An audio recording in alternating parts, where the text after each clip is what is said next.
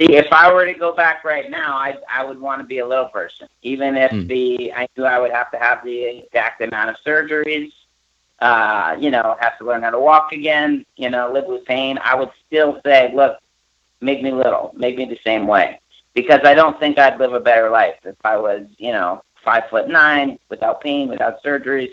I think in some senses, I don't think I probably wouldn't have worked in every continent. I probably wouldn't have gotten to work with my hero, Martin Scorsese. I probably would have had a regular job and probably a happy life too.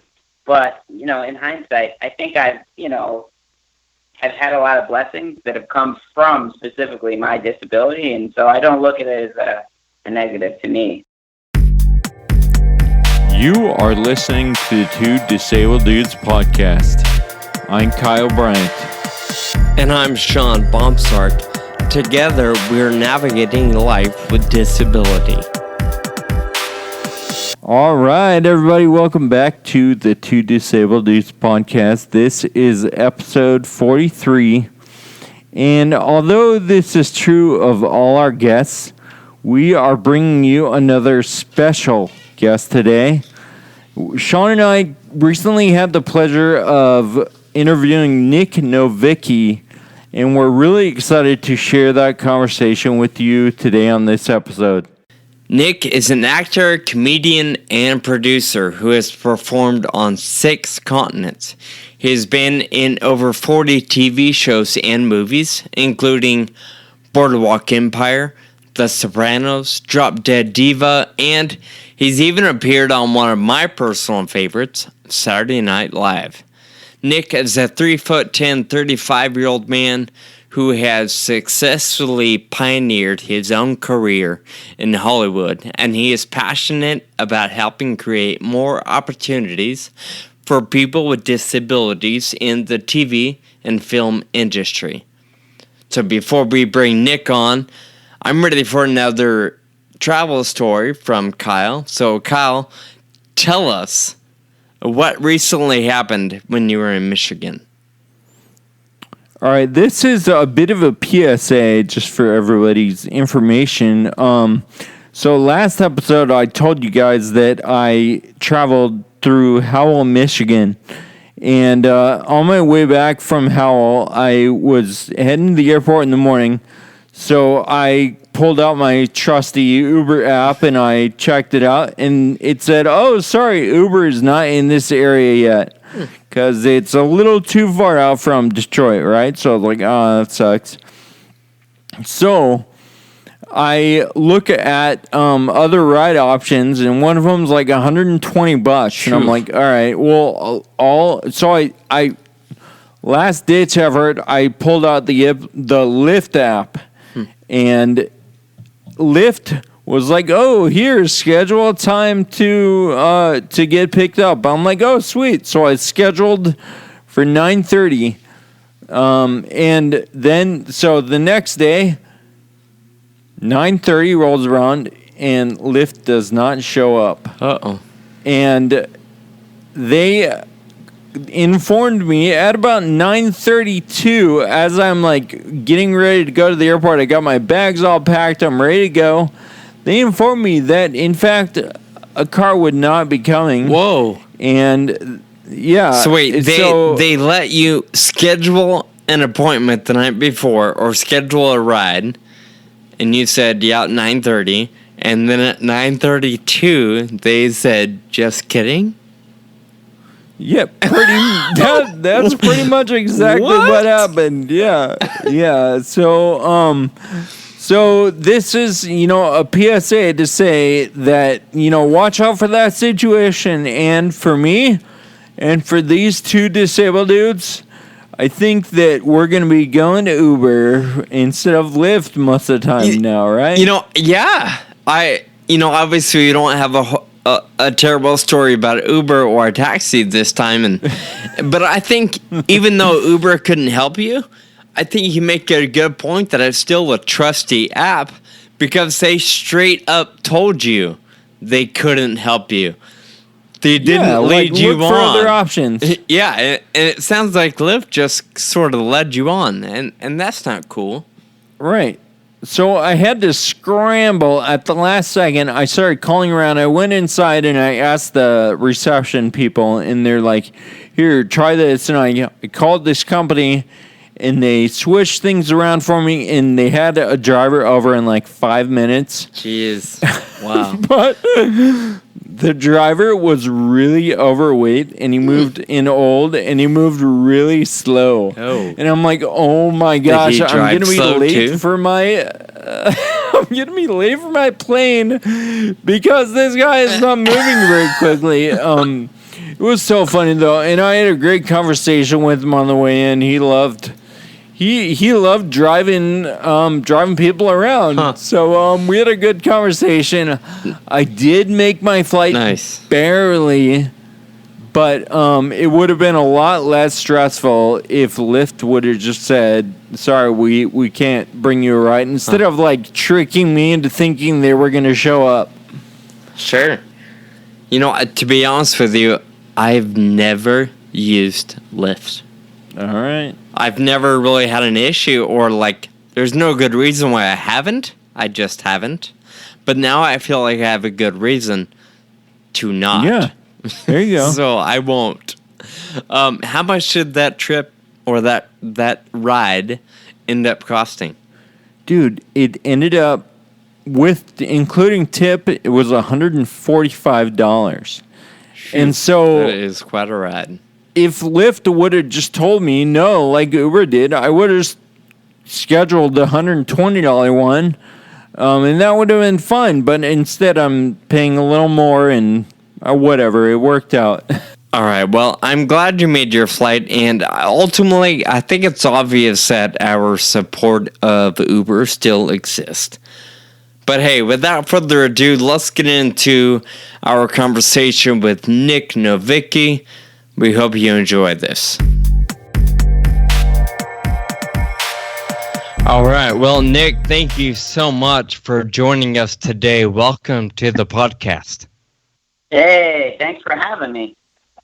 Awesome. Yeah, we're honored to have you. And obviously, with our brief intro there, we talked a little bit about who you are and some of your accomplishments, but do you mind telling us in your own words just a little bit about yourself? Where you're from, maybe how old you are now, what your family life is like? Just give us a little update of who you are today. Yeah, so I'm 35 years old. I'm from New Haven, Connecticut. I'm married with a French Bulldog puppy who we love, even naughty. Basically, my background is that I went to Temple University, Fox School of Business, started doing stand-up while I was there, and basically started acting at the same time. And I learned pretty early on in my career that if I was going to want to play the roles that I wanted to play, I was going to have to produce my own content.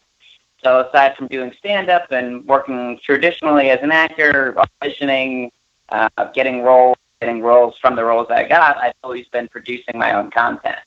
And that's what motivated me to start the Disability Film Challenge, which last year I partnered with Easterseals, the nation's largest disability services organization, to turn it into the Easterseals Disability Film Challenge.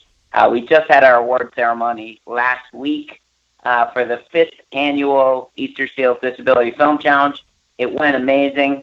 I'm still exhausted because we had so many people come to the event, tune in live, and just, it was wild. It was an amazing time. That's exciting, and I love that you shared all that stuff. We're gonna break into a couple of the things, especially the Easterseals Disability Film Challenge. But before we come back to that, I just want to clarify. You did say you're married with a bulldog, French bulldog, right? Not married to a French bulldog? Well, sometimes I feel like I am married because he does kind of control my life, more so wife. Okay. No, we love her. She's 9 months old. I am married and not to the French bulldog. Nice. But my wife was adamant, getting one, and I have fallen in love with her, and certainly when I'm traveling, I miss her on the road. Yeah, I bet. One of the things you mentioned just a moment ago was realizing that if you wanted to play the parts or get cast in the parts or the roles you wanted, you were going to have to produce your own stuff. Tell us why. Yeah, I think, well, I think in general, not just if you have a disability, but you have to. I'm 3'10", and I think for all actors, they have a difficult time breaking in. This is not, a job where it's just easy and you go from one job to the next, and once you get your degree, you're automatically assigned a job. This is a very challenging cutthroat, whether you have a disability or not. But when you're 3'10" and you're about half the size of some people you're going up against, I think sometimes Hollywood or traditional mediums, film and TV, have put actors, of my height and my look in a certain category, and limited from us playing typical roles, like normal people. It had to be all about our height.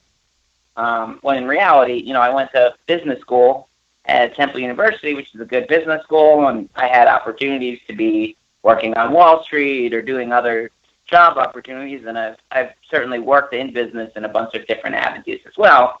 Typically, people don't really think of us for those kind of roles.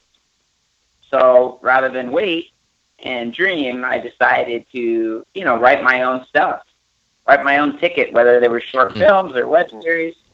It just was invigorating to know that I could produce my own destiny, in a sense. Yeah, I love that. I mean, it's a tip for anyone, or anyone can follow that. Like you said, not just for disabilities, but if you have a vision for the role you want to play in life, right? You make it. You go out and make it. And for you, it was writing your roles in the things you wanted to play. So I love that. It's any walk of life, no matter what your challenge or circumstance is. Not sitting around hoping and waiting that somebody sees something in you, but actually creating the future or the destiny that you want to have or want to live. It's such an important way of living. I agree. So, Nic, tell us a little bit about maybe some of the, besides wanting to create your own roles and to make something happen for yourself in Hollywood, why is it important for you to be involved in maybe the Easterseals or being an advocate for disability in the first place? Because I assume you're not just doing this for you, but obviously with your film challenge that we'll get into in a minute, you have an interest and I assume a passion for helping other people succeed no matter what their disability is. Why is that something that's important to you? Well, I think that's been ingrained in me since I was a kid. I started, really my background in stand-up is I used to do motivational speaking and fundraising speaking for Little People of America and for the Dwarf Athletic Association of America. So from, say 9 years old to 11 I did all these different talks, and I realized pretty early that I was good at, I guess, getting a laugh up top, whether it's like, look, the podium's not going to work for me, or, addressing things that were in the room.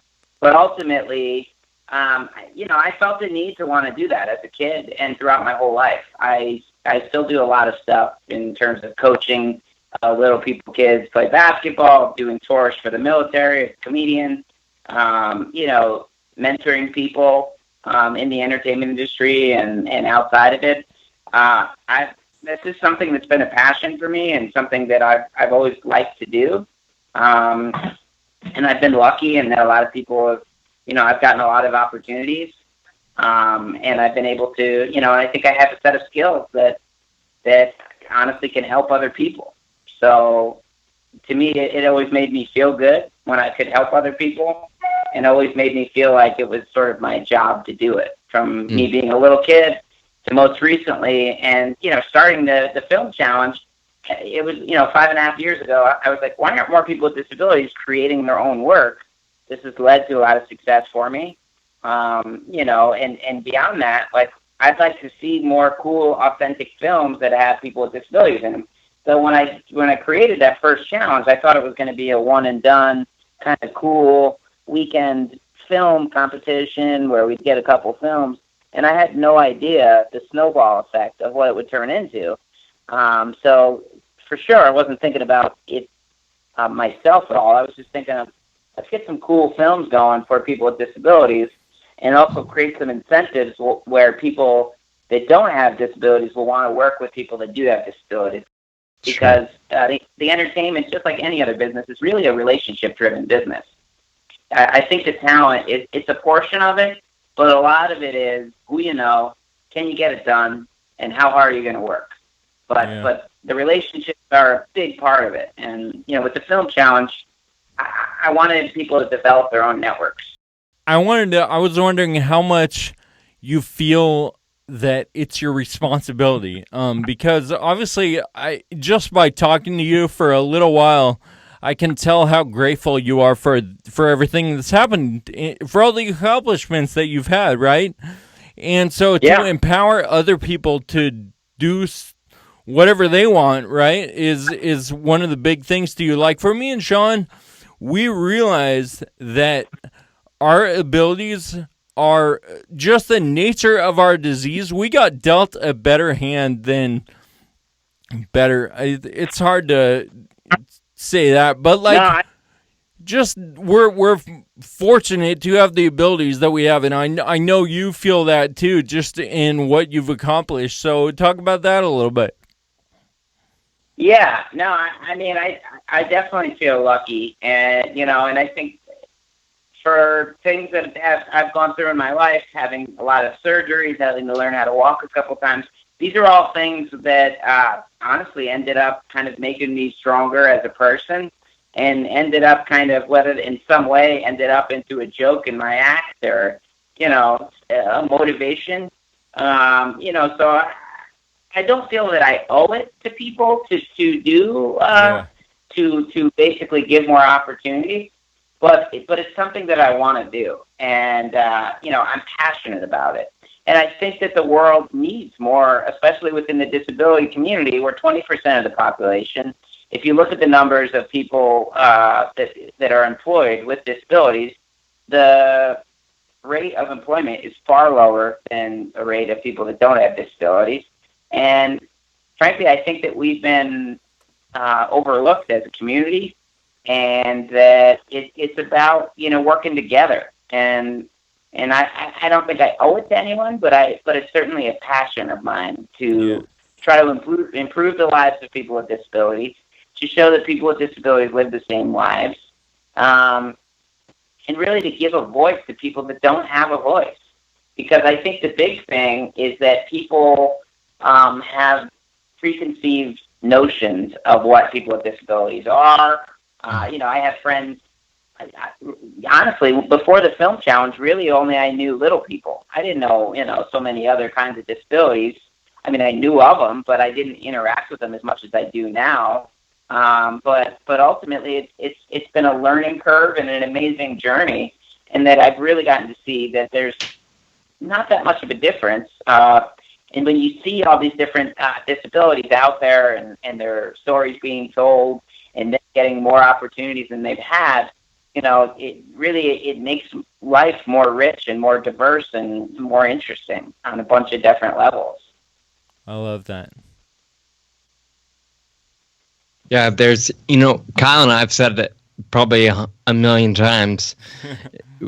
We would rather life be a little bit different, I guess. If we could go back in time, we'd wish for not a disability.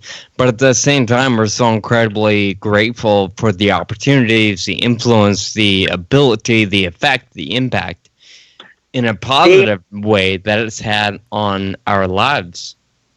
See, if I were to go back right now, I would want to be a little person, even if I knew I would have to have the exact amount of surgeries. Have to learn how to walk again, live with pain. I would still say, look, make me little, make me the same way. Because I don't think I'd live a better life if I was, 5'9", without pain, without surgeries. I think in some senses, I don't think I probably wouldn't have worked in every continent. I probably wouldn't have gotten to work with my hero, Martin Scorsese. I probably would have had a regular job and probably a happy life too.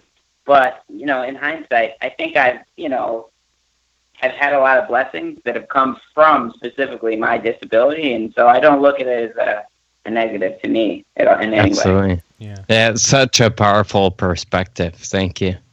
You've talked about the Easterseals Disability Film Challenge, and one thing you said specifically is you thought it would be a one-and-done weekend, but it has kind of snowballed into 5.5 years later, still an annual thing. So tell us a little bit about what that film challenge is, how it works, kind of what it's all about.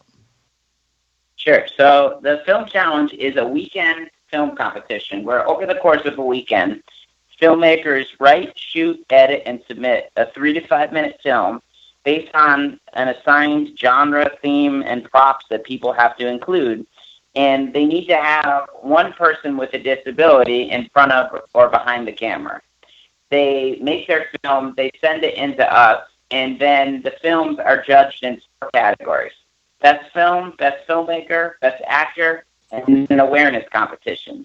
And during the awareness competition, each of the individual filmmakers try to get the most views, likes, and shares for their film over the course of 2 weeks. So it becomes a marketing campaign or for your consideration campaign for each of the films. The winners screen at some of the biggest film festivals in the world, including Holly Shorts Film Festival and Academy Award qualifying festival at the Chinese Theater. In August, they filmed all the finalists just screened at the Bentonville Film Festival, which I was just there, and I was on a panel, and I announced the finalists there with RJ Mitty, and we screened the finalists. So the finalists got to screen there. We'll also have the finalists screen at the Heartland Film Festival, another Academy Award qualifying festival. We set up mentor meetings with our sponsors, which include CBS, Universal Pictures, SAG-AFTRA participates. So does Dell in giving computers. So does Nike in giving gift packages. So does Adobe in giving Creative Cloud Suite. So we're talking about a lot of amazing incentives, which motivates people to say, hey, I am going to enter the film challenge. I am going to create a film over the course of a weekend, because what do I have to lose? I got a lot of amazing opportunities. What I always tell people is at the end of the weekend, you have your own film.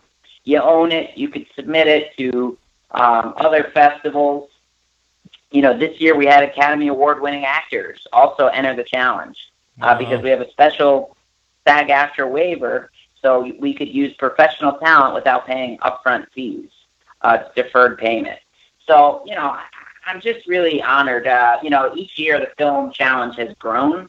It didn't start out as big as it is now. But really, it's been a testament to the amazing filmmakers, the people that enter every year. We've added new incentives, but obviously when I partnered with Easterseals, Southern California, last year, which is Easterseals is the nation's largest disability services organization. They've been around for 100 years. So having them on board really helped us jump, to a much bigger challenge with a lot more sponsors, and really provided a lot more support because for the first, numerous years, it was just me with a little help. But I'm just so proud of it. We talk about it a lot, and I'm proud of the success stories and the lives that have changed for people. We've had people really go on to do amazing things, both in front of and behind the camera, and shown stories of disability that frankly haven't been seen on camera, and especially through an authentic lens. That's amazing. That's really something to be proud of. Nic, how many films come out of LA and how many films come out of everywhere else in your competition? So we're kind of still finalizing. We had entries from 12 countries. We had entries from all over the country. Los Angeles is the biggest, film market in the world, so obviously we get the most entries from LA. but I would say LA followed by New York were the two biggest. So, but what I do tell people yeah. is that we've had winners from Ohio, we've had winners from Atlanta, we've had winners from New York, we've had winners from all over the place. So ultimately, in this digital age with a DSLR camera, you can really put your career in your own hands and compete against somebody with a big, fancy equipment setup. Yeah. So, Nick, all three of us have a mutual friend named Megan Brotherton. And so, Sean, Megan told me that she keeps telling you that you guys got to write a script and submit a film next year. I told her that I would totally do it. So, you can be a extra or something like that, Sean. Oh, thank you. I'm honored. I would be happy to be a grip, I guess. I mean, whatever you need. Well, hey, can we get you guys now on air to commit formally to enter 2019 Easterseals Disability Film Challenge? I think we could, especially with Megan and Kevin and some other people's help. I don't have a ton of ideas. Kyle, I know he has less than me, but I've always had a thing for comedy. I did improv. I've loved Hollywood, so everything about it. Like, I'm totally in, and I know Kyle's in. So Kyle, looks like you and I we're doing something. I don't know what or how. We are committed. All right. Well, the good thing is that you actually can't plan it too far in advance because. That's the beauty of the film challenge. What we say, too, and why I think it works and has worked so well and gotten so many people to enter is we're not talking about, hey, dedicate the next year of your lives. We're saying one weekend to inspire change. We're talking about you registering sometime between when we open our registrations in December and we'll close it, the week that the film challenge starts. And then literally you can't work on it at all other than trying to find a couple extra people to help you or as many people that you want to have on your team. Creatively, you can't really work at all because you're not going to have the assignment until that weekend. So we did extend that 2 extra days in giving people a little bit more time to get their locations and to start thinking of story ideas by releasing the theme on the Wednesday instead of Friday. But we didn't release the props or any of that other good stuff. So really, we're saying that, look, anyone can do it. We're not asking you to quit your job. We're not asking you to dedicate the next year. We're saying one weekend to really take your career in your own hands, to make a film, to show your story, to get your voice heard. Yeah, I love the idea, and I think it'll be a lot of fun. Cool. Hey, Nick, do people submit, could you shoot the whole thing on your iPhone? Is that even a thing? Or will you just get blown out of the water by all these other film methods? No. We've had winners that shot on the iPhone. This year we had finalists that also shot on an iPhone. There's been movies that have gone to the big screen that have been shot on an iPhone. So you definitely could. I'm not going to lie and say that, all of the films were shot on iPhones. I mean, right. As I said, some of these, filmmakers have, won Emmys or, we get there's crazy people that are part of the challenge now. We had an Oscar winner in one of the films, but with that being said, a good story is a good story. A good dialogue, something heartfelt, something that hasn't seen is always going to rise to the top. And it doesn't matter if you shoot that on an iPhone, on a flip phone, or you shoot it on, a big 35 millimeter camera where they're going to shoot a Marvel movie on. Yeah. If you got a great story, and really it honestly boils down more to the lighting and the sound. Are you in a controlled space?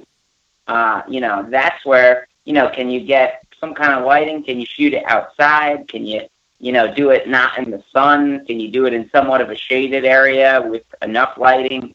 Or can you get, you could get home, lights at Home Depot that you return, or try them out and see if you like them. If you don't, then whatever. Yeah, not to call out Home Depot and And the Easterseals Disability Film Challenge does not endorse buying stuff and returning it right after. All right, just to be clear. But people have done all kinds of things. So ultimately, you can make a film on an iPhone, and but with that being said, too, there are a lot of amazing, inexpensive cameras. Canon's DSLR cameras, the 5D, the 7D. These are like under $1,000 cameras that a lot of people have. That really shoot stuff at that would compete against any major camera if you light it correctly or you put it on the correct lens. But as I said, Tangerine, that movie was just shot on an iPhone and that went to the movie theaters. So it's pretty amazing, and I love that too. I love to see the variation in productions. I could tell some productions have spent a lot of money, and to be honest, some of the productions that spent the most money did not end up becoming finalists, and some that looked like they were just done by 3 people ended up being finalists.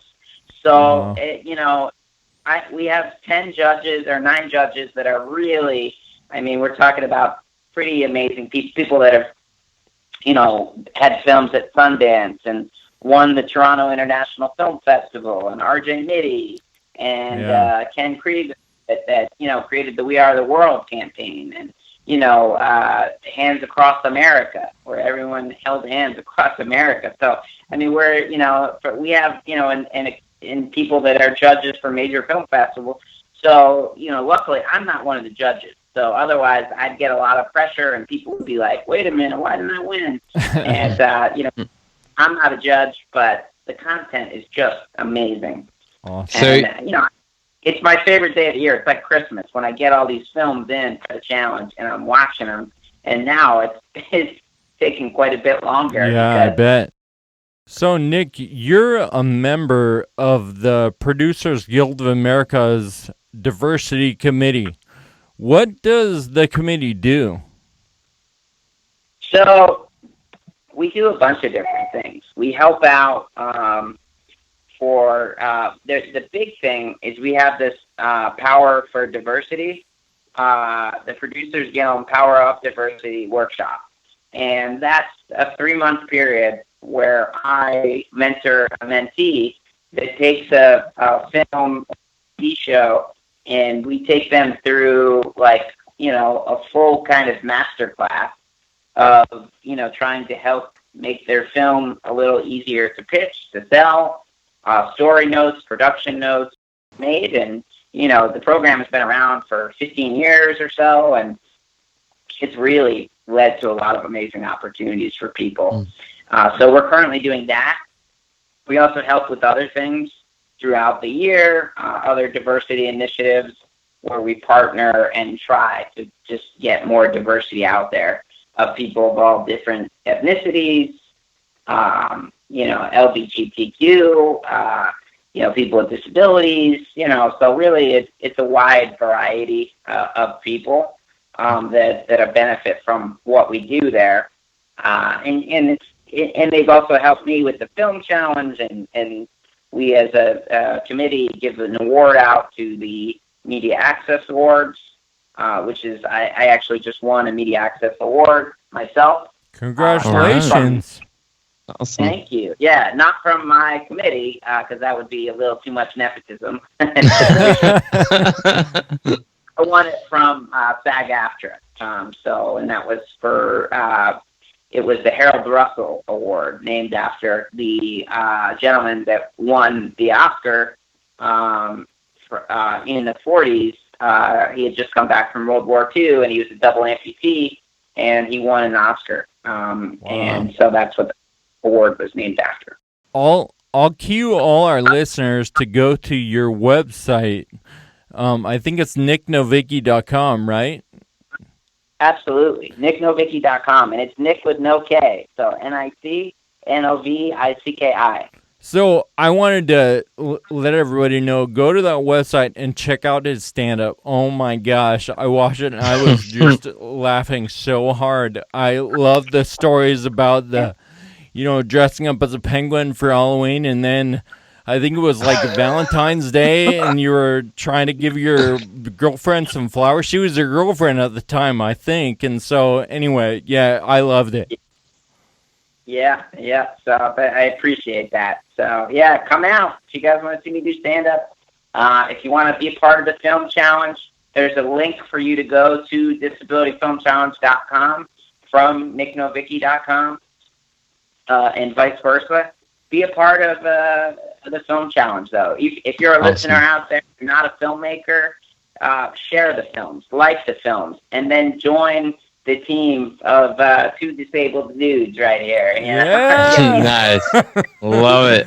And you guys all be part of the same team, and then next year I'll come back as a guest again, and we can talk all about your film. Big time. We love that for sure. Absolutely. It's an amazing podcast you do, and I've been listening to some of your other guests, and I like your angle that you guys have. Yeah, we I think it was kind of like what you said. We had an idea, and we didn't think it was done out there, and so we're like, hey, let's try and do it, and it turned out to be a lot of fun. That's awesome. Yeah, it's fun. It's rewarding. Absolutely. When you do it yourself, nothing beats it. Yep. Well, Nic, thank you so much for joining us and for encouraging us in our journey, and of course for making us commit to your stuff. And next year, I look forward to seeing what comes of it, and of course continuing to watch your journey and what you're doing for so many other people in the community of disability.